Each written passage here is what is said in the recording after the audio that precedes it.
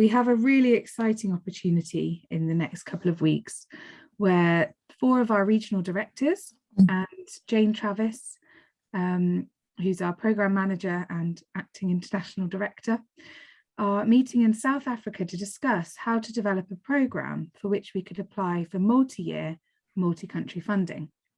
Next slide, please, Andrew. Sorry, I put the note wrong.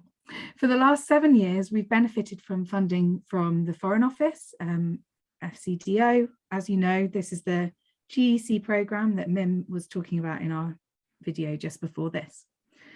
And that funding has had a deeply impactful change for young people and children in Uganda, as we heard. So it's been helping girls to complete their education and exceed their learning targets.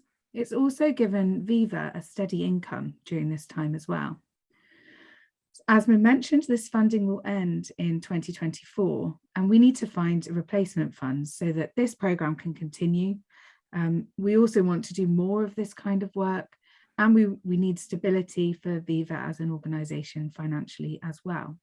So we're looking to grow our reach and impact, and we would like to find more opportunities to support more partner networks to run in-depth programmes like this.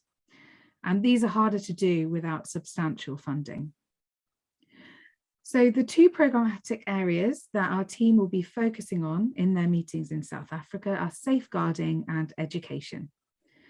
Many of our partner networks are already running programmes that are impacting children's lives in these areas. And the team in South Africa will be drawing on evidence of what is working well in these different locations, and also, thinking about what challenges there might have been. But there are so many programmes working well that we can draw upon.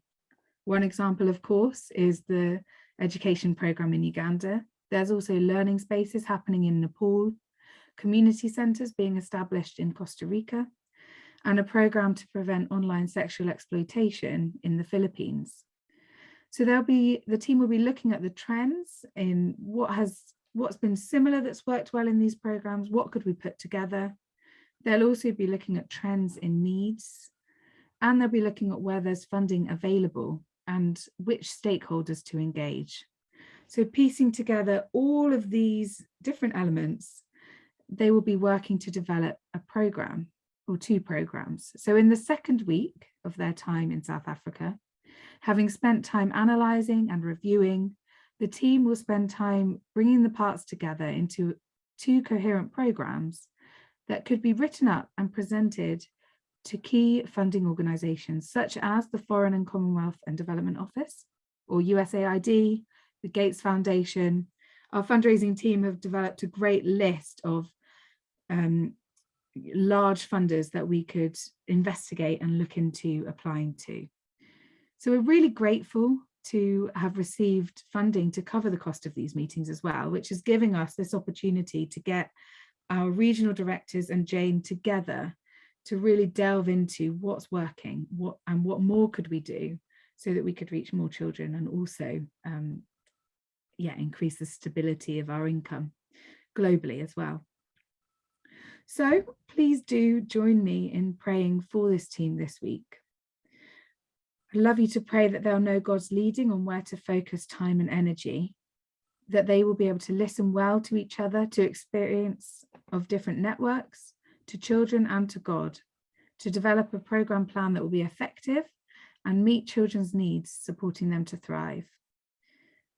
And for the process after the meetings as well, that funding will flow to enable these plans to come to fruition. Thank you.